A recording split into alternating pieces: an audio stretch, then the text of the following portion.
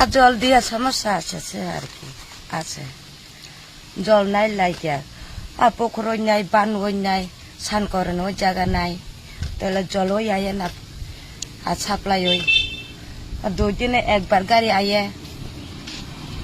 এই লাগে এরম হইতেছে আর কি রঙিন তিলা ধরছি কইছে বা আজ তো 9 মাস হইতাছে